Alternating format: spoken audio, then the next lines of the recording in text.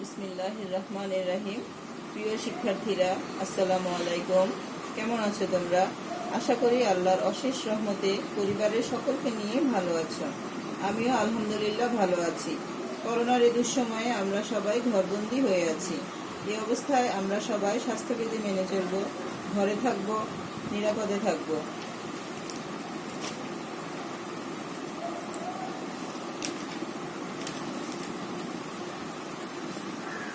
আমি লাইলা নূর জাহান, সহকারী শিক্ষক, জীববিজ্ঞান, আরমানিটোলা সরকারি উচ্চ বিদ্যালয়, ঢাকা।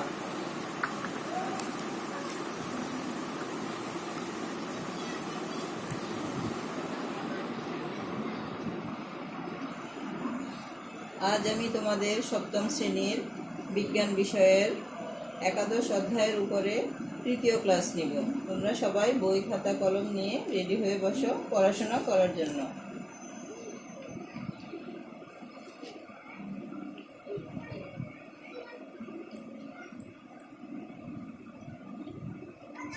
পূর্বজ্ঞান যাচাই।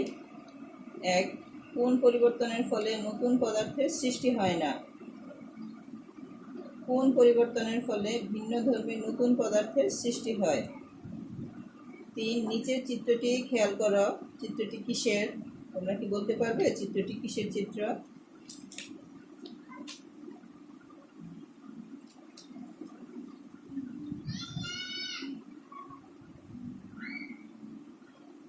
যেহেতু তোমরা সামনে নেই, সেহেতু উত্তরগুলো আমি বলে দিচ্ছি।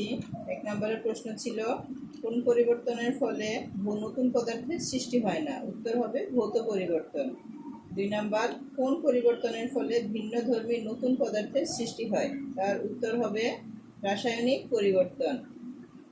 আর 3 নম্বরে তোমরা একটি ছবি দেখেছিলে, সেই ছবিটি কিসের ছবি হবে? সেটি হচ্ছে এক ধরনের শিলা।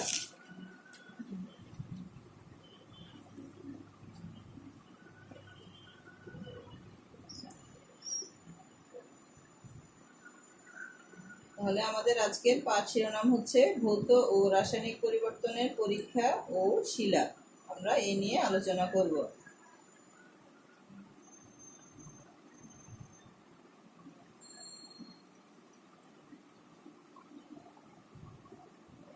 শিক্ষণফল।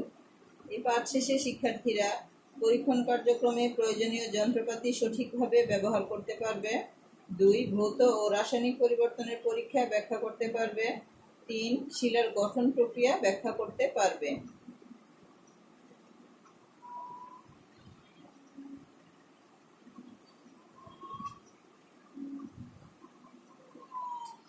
এখন আসো আমরা মূল পাঠে চলে যাই। তাহলে আমরা আজকে শিখব ম্যাগনেসিয়াম ও বায়ুর দহন পর্যবেক্ষণের পরীক্ষাটি। এর জন্য প্রয়োজনীয় উপকরণ লাগবে ম্যাগনেসিয়াম রিবন, চিমটা, লাইটার, স্পিরিট ল্যাম্প অথবা বুনসেন বার্নার।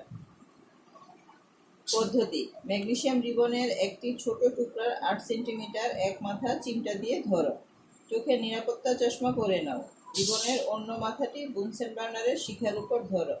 লাইটার দিয়েও এটি করা যায়। খুব ভালোভাবে লক্ষ্য করো কি ঘটছে। ম্যাগনেসিয়াম রিবনটি আগুনের শিখার উপর ধরায় কি দেখলে? রিবনে আগুন ধরে গেল এবং অত্যন্ত প্রজ্বলিত শিখাসহ জ্বলতে লাগলো।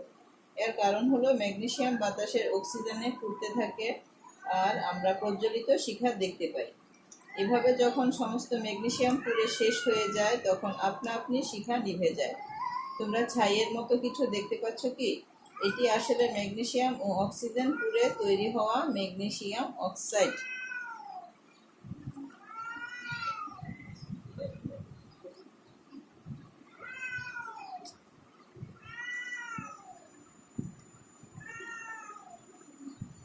এখন আসো আমরা পরের পরীক্ষাতে চলে যাই। কার্বনেট যৌগ ও অ্যাসিডের বিক্রিয়া পর্যবেক্ষণ। প্রয়োজনীয় উপকরণ: চক, একটি চামচ, পাতলা হাইড্রোক্লোরিক অ্যাসিড, কাচের ড্রপার। পদ্ধতি: চকটিকে গুঁড়া করে নাও। চকের গুঁড়া চামচে নাও। এবার কাচের ড্রপার দিয়ে পাতলা হাইড্রোক্লোরিক অ্যাসিড চামচে যোগ করতে থাকো। কোনো পরিবর্তন দেখতে পাচ্ছ কি? গ্যাসের বুদবুদ উঠছে। হ্যাঁ, গ্যাসের বুদবুদ উঠছে এবং অনেকটা ফেনার মতো মনে হচ্ছে। এর কারণ কি? কারণ হচ্ছে চক হচ্ছে মূলত ক্যালসিয়াম কার্বনেট, যার সংকেত CaCO3। পাতলা হাইড্রোক্লোরিক অ্যাসিড যার সংকেত HCl ও পাতলা হাইড্রোক্লোরিক অ্যাসিড ক্যালসিয়াম কার্বনেটের সাথে যোগ করাতে ক্যালসিয়াম কার্বনেট ও হাইড্রোক্লোরিক অ্যাসিডের মধ্যে বিক্রিয়া ঘটে এবং ক্যালসিয়াম ক্লোরাইড ও কার্বন ডাই অক্সাইড উৎপন্ন হয়। এখানে ক্যালসিয়াম ক্লোরাইডের সংকেত হচ্ছে CaCl2 এবং কার্বন ডাই অক্সাইডের সংকেত হচ্ছে CO2। এই কার্বন ডাই অক্সাইড গ্যাসের কারণেই আমরা বুদবুদ দেখি ও ফ্যানের মতো দেখায়। উৎপন্ন কার্বন ডাই অক্সাইড চলে গেলে আমরা ক্যালসিয়াম ক্লোরাইড ও পানির পরিষ্কার দ্রবণ দেখতে পাই। তাহলে এটি কি ধরনের পরিবর্তন, ভৌত নাকি রাসায়নিক পরিবর্তন? এটি অবশ্যই রাসায়নিক পরিবর্তন, কারণ উৎপন্ন পদার্থ হচ্ছে calcium chloride, carbon die oxide ও পানি।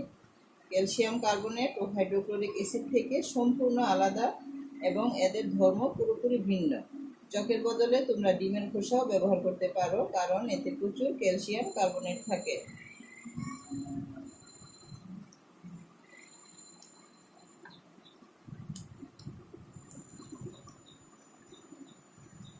আমরা এখন 3 নম্বর পরীক্ষাতে চলে আসছি।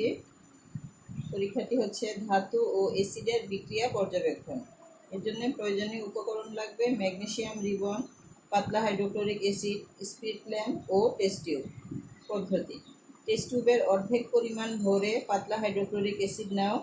ম্যাগনেসিয়াম রিবনের কয়েকটি ছোট ছোট টুকরা অ্যাসিডে ছেড়ে দাও। কোনো গ্যাসের বুদবুদ উঠছে কি? না উঠলে স্পিরিট ল্যাম্প জ্বালিয়ে টেস্ট টিউবের তলায় হালকা তাপ দাও। গ্যাসের বুদবুদ উঠছে কি? এটি ম্যাগনেসিয়াম ও হাইড্রোক্লোরিক অ্যাসিডের বিক্রিয়ায় উৎপন্ন হাইড্রোজেন গ্যাসের বুদবুদ। এটি হাইড্রোজেন গ্যাস কিনা তা পরীক্ষা করে দেখতে পারো।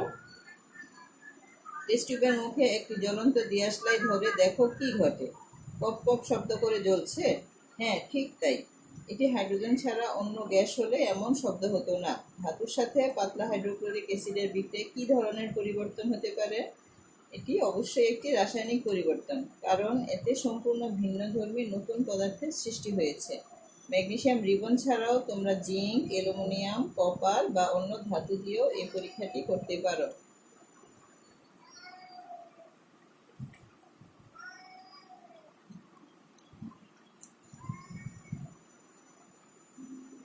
এখন আমরা শিলা সম্পর্কে জানব। তোমরা ছবিগুলো খেয়াল করো, 3টি ছবি দেওয়া আছে। তাহলে এখন আসো আমরা শিলা সম্পর্কে জানি। শিলা কি? শিলা হচ্ছে বিভিন্ন প্রকার খনিজের সমন্বয়ে সৃষ্ট ভূত্বক গঠনকারী কঠিন পদার্থ। এখানে 3 রকমের শিলা আছে: আগ্নেয় শিলা, পাললিক শিলা এবং রূপান্তরিত শিলা।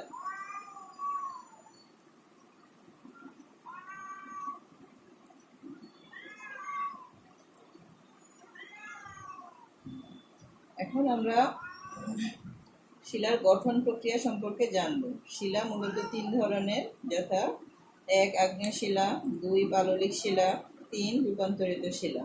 আমরা এখন প্রথমে আগ্নেয় শিলা সম্পর্কে জানব। আগ্নেয় শিলা কিভাবে গঠিত হয়েছে? এই প্রশ্ন নিশ্চয়ই সবার মনে যাচ্ছে। হাজার হাজার বছর আগে পৃথিবীর তাপমাত্রা অনেক বেশি ছিল এবং ধীরে ধীরে ঠান্ডা হয়ে আজকের বাসযোগ্য পৃথিবী হয়েছে। পৃথিবী ঠান্ডা হওয়ার সময় ভূগর্ভের অভ্যন্তরে উত্তপ্ত ও গলিত শিলা, যা ম্যাগমা নামে পরিচিত, এটি আটকে পড়ে। তোমরা ছবির প্রথম ছবিটি দেখো, এটি হচ্ছে উত্তপ্ত ও গলিত শিলা, যা ম্যাগমা নামে পরিচিত। এই ম্যাগমা পরে ঠান্ডা হয়ে কঠিন শিলায় পরিণত হয়, যাকে বলা হয় আগ্নেয় শিলা। তাহলে দেখা যাচ্ছে আগ্নেয় শিলা মূলত উত্তপ্ত মিশ্রণ ঠান্ডা হওয়ার ফলে তৈরি হয়েছে, নতুন পদার্থ সৃষ্টির মাধ্যমে নয়। তাহলে আগ্নেয় শিলার গঠন প্রক্রিয়া অবশ্যই একটি ভৌত পরিবর্তন, ঠিক যেমনটি ঘটে জলীয় বাষ্প থেকে ঘনীভবনের মাধ্যমে পানি বা মেঘ তৈরির সময়। এখন আসো আমরা পাললিক শিলা সম্পর্কে জানব। পাললিক শিলা কিভাবে গঠিত হয়?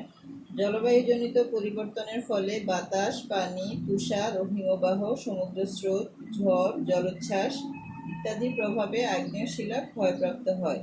ফলে চূর্ণ বিচূর্ণ হয়ে ছোট ছোট কণায় পরিণত হয়।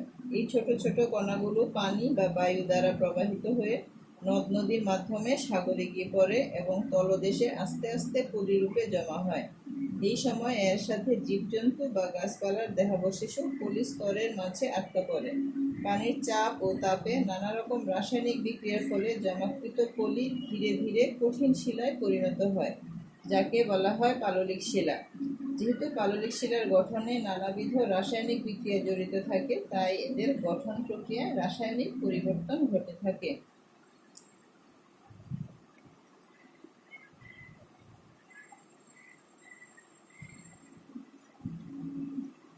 এখন আমরা রূপান্তরিত শিলা সম্পর্কে জানব। তোমরা ছবিগুলো খেয়াল করো।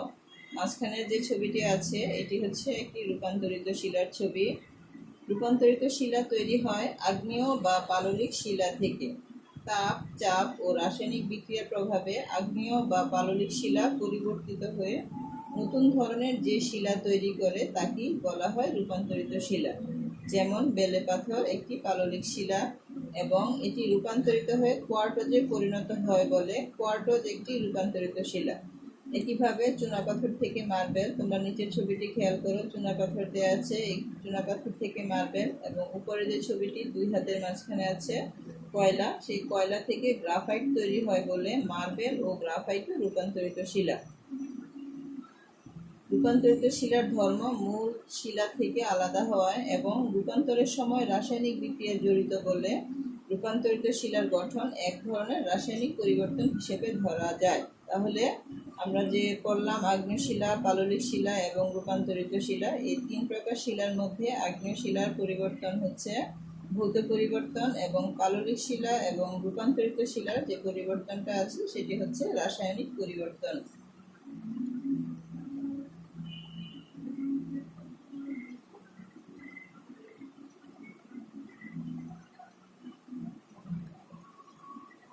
এখন তোমাদেরকে কিছু প্রশ্ন দিই মূল্যায়নমূলক। 1 নম্বর, ক্যালসিয়াম কার্বনেটের সংকেত লিখো। 2, ম্যাগমা কি? 3, পাললিক শিলা কাকে বলে? 4, বেলে পাথর রূপান্তরিত হয়ে কিসে পরিণত হয়?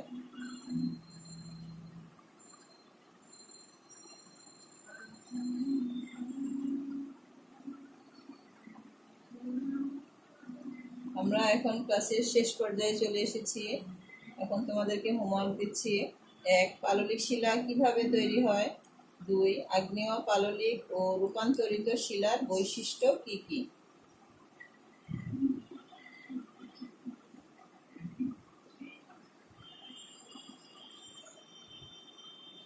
আজ তাহলে এই পর্যন্তই। সবাইকে ধন্যবাদ। সবাই ঘরে থাকবে, নিরাপদে থাকবে, ভালোভাবে পড়াশোনা করবে, অপ্রয়োজনে বাড়ির বাইরে যাবে না। আবারও সবাইকে ধন্যবাদ জানিয়ে বিদায় নিচ্ছি। আল্লাহ হাফেজ।